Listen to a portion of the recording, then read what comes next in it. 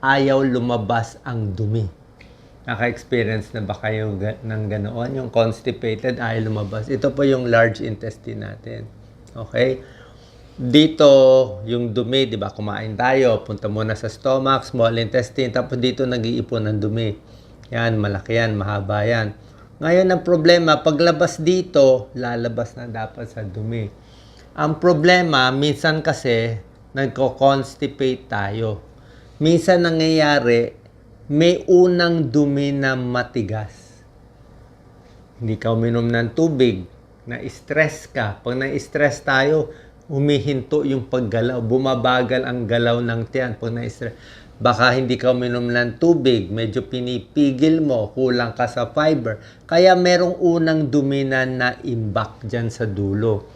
Ngayon, pag may na-imbak dyan konti, tapos hindi ka pa uminom ng maraming tubig, unti-unti, ipon-ipon ang dumi. Iipon dito, iipon dito, iipon. Hanggang mamaya, buong colon mo, punong-puno na ng dumi. Sobra hirap ang pakiramdam. Parang hindi ka makapanganak na kala mo mamamatay ka na. Sobrang hirap yan. Kasi nga, yung una lang ang matigas. Minsan may dudumi ka, parang ipot-ipot lang. Pero yung buong bulk, ayaw na gumalaw. Yan ang delikado. Tapos magdudugo na yan. So, tuturo ko sa inyo, anong technique ang gagawin, personal experience, turo ng gastroenterologist, turo ng doktor. Okay? Walang tama, mali dito. Merong medical advice, pero meron tayong mga alternative na para sa akin effective. Siyempre yan, mamaya. Ito, alam na natin to, yung bawat oras, same time, sa umaga, dudumi, ginagawa ko naman yan. Maraming gulay, dapat naman yan. Bakit nagko-constipate? Okay? Madalas yung mga nagta-travel. Kasi pag nag-travel ka sa ibang probinsya, ibang lugar, bago kinakain mo eh. So, pag nanibago ang tiyan mo, pwede siyang bumagal. Diba? Baka wala kang gulay, puro kanin, puro ulam. Kanin and karne lang, puro fast food, nakakatigas siya ng dumi. Oily foods, nakakatigas ng dumi. Kulang tubig. Bakit kulang tubig? Siyempre, minsan, lalabas ka ng bahay, wala namang CR, hindi ka naman makaihi. So, medyo pipigilan mo inom mo ng tubig.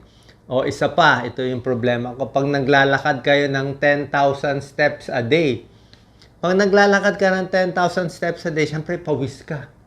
Diba? So, dapat yung tubig mo, kulang na ang 8 glasses of water in a day. Kailangan mo siguro mga 12. Ako nga, 8 glasses, kulang. 10 or 12 para lang yung kulay ng ihi maayos. O sa gabi, pagising mo, baka pinapawisan ka sa gabi. Diba? Mainit yung kwarto nyo. Kaya pagising mo, dilaw na dilaw yung ihi. Kulang ang tubig. Minsan, dairy products din, nakakatigas ng dumi. Puro soft drinks, puro matatamis. Kulang sa gulay. Yan. Ito rin, mabilis ang pagkain. Pag mabilis ang pagkain, parang nai-imbak din siya. Yan ang ayaw natin, yung nag-iipon dito, tapos nakabara. Sobrang sakit po yun. Chronic stress, sinabi ko sa inyo, pag stress tayo, di ba pag na-stress ka, parang hindi ka na madudumi. Di ba? Kahit duming-dumi ka, biglang may issue, biglang may away, biglang hihinto yung tiyan mo eh. Ganoon yun, sympathetic nervous system. Kaya pag dudumi ka, dapat relax na relax ka. Relax na relax para gumalaw yung tiyan. Meron tayong technique mamaya tuturo natin. Caffeine, iwas konti, kulang sa exercise, mas magalaw, mas maganda. Pero minsan hindi pa rin, kulang pa rin yung exercise. Drink more water, alam nyo na yan. Yung iba, basta lang iinom ng gamot. Oo, may tulong naman yung gamot. Kaya lang ako, hindi ko ganong gusto itong mga pampadumi. Ang problema kasi sa laxative, iinom ka sa tableta, pampadumi nga. Kaya lang, itong pampadumi, medyo malakas to eh. Pag pinilit mo yung tiyan mo dumumi, mamaya, babagal siya ulit. Pero meron mga recommended yung doktor. O bibigay ko sa inyo. Kung talagang hirap na hirap, dalawang option. Meron tayong, saan ba yung Doc Lisa? Pakita natin. Merong nirecommend ng doktor natin nung Sena. Okay, itong Sena, 1 capsule. Ito si Doc Lisa, kinukuha niya. So, bumili ako ng... Pero hindi ko na ginamit to eh. Ito, Japan brand eh. Japan. Ito, Japan to. Ito may picture nga yung mga gumagalaw yung bituka mo. So yung Sena, meron tayo nito sa Pilipinas, ibang brand. Pwede rin yan, 1 to 2 capsules pampadumi. Pero kung ako kasi itong natural technique ginagawa ko rin. Meron din tinatawag na lactulose. Lactulose, ito binibigay sa ospital sa mga elderly. Lactulose, ano siya, syrup siya, mga 2 kutsara, 30 ml. 2 kutsara bawat gabi for 3 nights. Pero ang pagdumi mo on the 3rd day pa, mabagal siya, bulk forming. Pwede yan.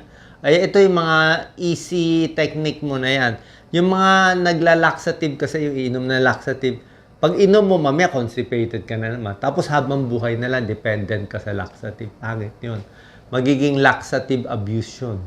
Diba? Kasi pag pinilit mo gumalaw yung bituka mo, diba? Binigyan mo ng gamot, ang reaction ng bituka mo, magko-constipate siya, pipigil siya, pinabilis mo siya eh. So, babagal siya ulit. Kaya pag inom mo ng laxative, next day, 2 days, 3 days, constipated ka na naman. Kaya mas maganda natural, maraming gulay, maraming tubig, at ito pa. Okay? Ididiretso ko na sa pinakagusto kong technique, yung mga kakaibang technique na dito sa pag-upo, meron din konting technique. Pag-upo kasi, mas mataas daw, mas diretso. Pwede naman.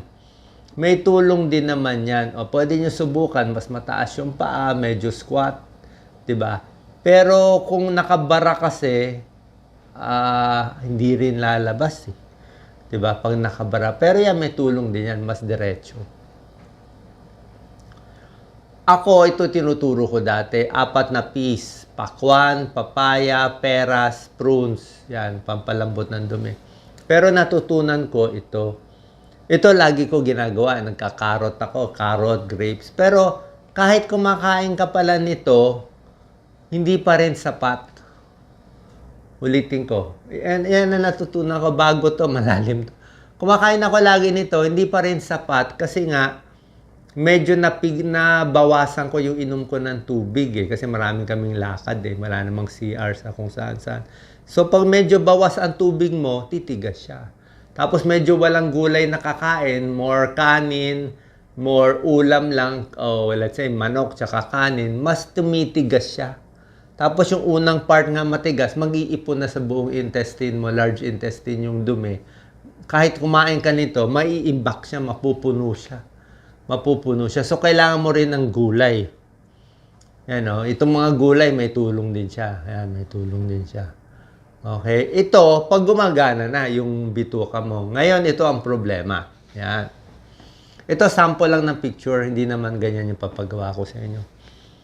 Ngayon, ang problema, pag naipit na siya, pag naimbak na siya, nakakatakot. Baka ma-heart attack kayo, baka ma-stroke kayo, baka may mangyari. Delikado po. Kasi yung pag-ire, prone, habang umiiri ka, sumisikip yung artery mo sa puso. Pwedeng sumakit ang dibdib. Kaya yung mga may barado sa puso, hindi pwede umiri. Kaya lang wala kang choice. Paano hindi ka iri? Ang tigas-tigas.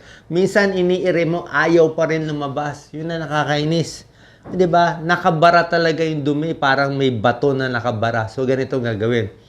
Ang ginawa kong technique, di ba? Ang isang technique, lakad-lakad, galaw-galaw, di ba? Pwede yan. Galaw-galaw. Dati ginagawa ko talon-talon. Yung talon-talon, di ba?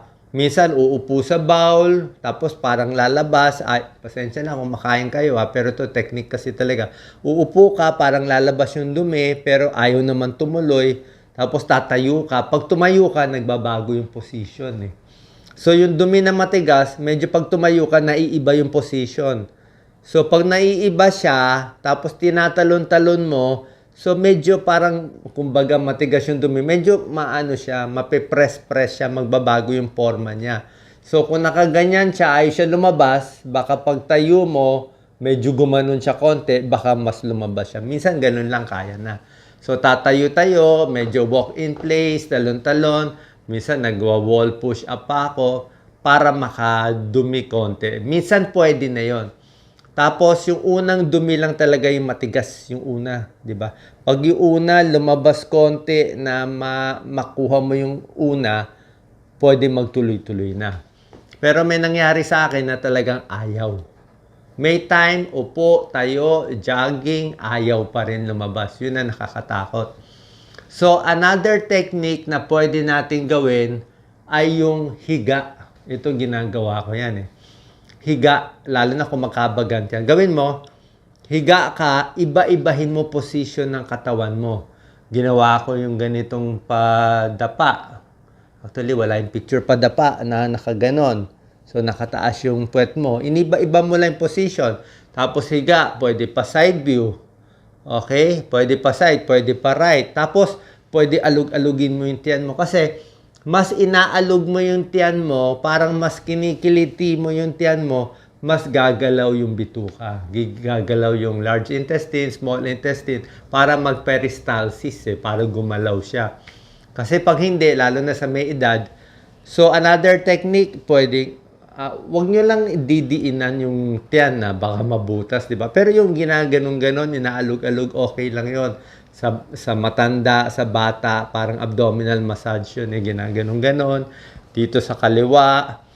Actually, ang pagbaba ng dumi kasi nandito na sa kaliwa Dito na sa kaliwa. So, pwede mo massage dito, massage dito, massage dito.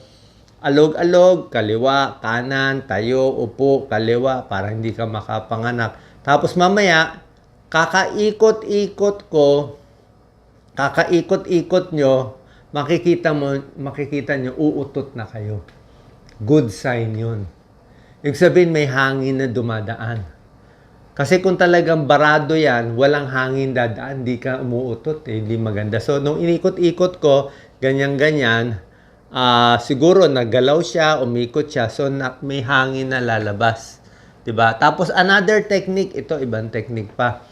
Bukod sa sariling, ano ko lang to style. Tanong kayo sa gastroenterologist, hindi ko naman sinabi na perfect ako. Pero ang point ko, itong mga alternative, minsan effective siya. Hindi naman siya talaga alternative Talagang naghahanap ka lang ng paraan paano maginhawahan. Common sense din naman kasi nga matigas siya na ipit dito na puno niya. So, galaw-galaw ng tiyan, ikot-ikot. Tapos may isang technique pa, pwede mo i-press yung tumbong mo. Tumbong. Paano ba? Ano ba ang tumbong? So, between yung organ ng lalaki, babae at nung puwet. Minsan doon nakabukol Mapapansin mo doon nakabukol. So pag pinipress-press mo doon, 'di ba, nandun yung matigas na dumi, pag pinipress-press mo, minsan may hangin na nakaipon doon yun, lalabas yung hangin, uutot ka, o minsan magalagalaw, ma-stimulate mo siya. So ikot-ikot-ikot. Tapos nung kakaganyan ko, sinasabayan ko ng carrot shake, sinasabayan ko ng pakwan juice, tsaka ng gulay, tapos maraming tubig, ikot-ikot-ikot, tapos unti-unti hanggang mailabas yung dumi. So nakita niyo yung mga techniques natin. Bukod sa regular gulay, regular maraming tubig, kailangan talagang combination. Kulang rin yung kahit 10,000 steps, ayaw pa rin. Kasi nga, tumigas na siya So, merong ganyang technique. Yung kaliwa, kanan, pwedeng ganyan. Tapos, tuloy-tuloy lang, alog ng alog. Siguro, almost 2 hours, 3 hours ko ginagawa. Yan, lahat ng technique, iba-ibahin mo. Para yung, imagine nyo lang, yung dumi na nandun, para imbis na naka-stack siya kaysa masugat, medyo pag humiga ka, medyo akyat siya ulit, iikot-ikot siya. So, padurog siya ng padurog, paliit siya ng paliit, hanggang mamaya makalabas na. Pag nakalabas na yung unang matigas na part, siguro mga ganyang kahaba, tuloy-tuloy na yon. Pag tumuloy na yon, okay ka na, buhay na ulit, di ba? So, nakita nyo, napakahirap nito. Pero syempre, sabi ko, magpatingin kayo sa gastroenterologist, walang problema. Ngayon, may other techniques. Itong akin, natural mas maganda ganito. Yung other techniques kasi, medyo mas aggressive Like kaming mga doktor, kung mayroong matatanda talaga, hindi makadumi, ano tawag ng Lisa? Rectal kami. Oo. Manual extraction. Oo. Kaming mga doktor gumagawa, nagmamask kami. Siyempre, Nagga-gloves kami, KY jelly, dinudukot namin sa puwet ng pasyente. Dinudukot talaga yung matigas, dinudurog. Tapos, yung una, tapos kami na naghihila. Diba? Kami na naghihila nung dumi doon sa vault. Pag nahila na yung una, bago lalabas. Pero syempre, kung ordinary naman nagtitibi lang, baka masugat. At saka sinong gagawa sa inyo, di ba? Kung makuha naman ng ganitong technique, why not? Tapos, isa pang technique, yung naglalagay ng suppository sa puwet. Pwede rin yun. Kaya lang, syempre, pag nag-suppository ka, para pinipilit mo, diba? Mas aggressive yun eh. Pwede, pero kung hindi naman kailangan, kung makukuha nitong galaw-galaw, pwede rin. Isa pa, very important. Nakita niya personal experience. Tubig talaga. Minom muna ako ng tubig bago ako ng video eh. Itong mga technique na to, mga gulay, probiotic, okay yan lahat kung hindi pa barado. Pero pag nakabara na siya dito, naka-imbak na dito, matatakot ka na talaga. Tapos yung sa pag-ire, di ba? Okay, lumalabas, di ba? Pag-ire, para hindi ma-heart attack, ang ginagawa ko, siguro, ayan, hinga muna, relax ang utak. Kasi mas stress ka, mas takot ka masugat ang puwet, takot ka dumugo, takot ka ma-heart attack. Mas may takot ka, mas titigas ang dumi. Mas may takot ka, hindi bubukas yung puwet magsasara. So dapat, yun na nga, hirap ka na nga, parang may nakabukol sa tumbong mo, tapos pipilitin mo relax yung sarili mo. Tapos, pag i-ire ka, ang ginawa ko, pag ire, syempre, pag ire nga, hindi maganda, di ba? Baka ma-high blood, ma-stroke, ma-heart attack. So, habang umi-ire, a few seconds lang, parang ganito. Ire mo lang ganyan, hanggang bumaba konti, tapos pahinga mo konti. Hinga ka muna, relax. Kalma, di ba? Kalma muna. Tapos, pag nakalma mo, i-ano mo ulit another one. Okay? Huwag yung tuloy-tuloy na ire. Kasi, ano rin pag sumobra, mamaya may mangyari. Lalo na kung may edad. Yung almoranas ang problema. Pero wala na tayong choice Nag-impaction na siya Nandun na siya. So, pag ire mo rin matagal, bukod sa masakit, luslos, almoranas, lahat pa yan. Tsaka pag binigla mo din, baka masugat. So, isa pa pala technique, very important. Ito, natutunan ko to. Pag yung kain mo normal, kumakain ka ng normal, tapos napapansin mo, let's say, dumudumi ka everyday. Napapansin mo, bakit ang dumi ko ngayon? Parang ano lang, siguro parang 2 hotdog lang, ganun lang karami. Sensya na, pala natin konti lang, ganun lang. Pero dumudumi ka everyday. Pero yung kain mo medyo marami. So, magtataka ka, bakit for the past 4 or 5 days, dumudumi ka everyday, pero bakit parang pa konti. Ibig sabihin nun, warning sign na pala yun na lumalabas nga pang konti, pero nag-iipon na dito, nagta-traffic na pala. So, pag nakita mo ilan days ka na parang konti lang lumalabas ang dumi mo at ang dami mo namang kinakain, ibig sabihin, isipin mo, barado na dito. Kasi pag nagbara yan buo sa intestine, kahit anong tulak niya, hindi nalalabas dito, hirap na siya, ang layo na niya Diba? So, kailangan, umpisa pa lang nakita mo na, gumawa ka ng technique, magpakwan ka na, mag-juice ka na, diba? Gawin mo na to, damihan mo na gulay mo, para hindi na siya mag-ipon. Kasi napakahirap pag naipit nandun at tumigas doon. Okay? So, sana po nakatulong tong video natin. Ako talaga yung ikot-ikot, galaw-galaw, at dasal din. Dasal, relax. Kasi mas relax, mas gagalaw ang bituka, mas luluwag do sa daanan ng puwet, mas lalabas ng maayos. Good luck.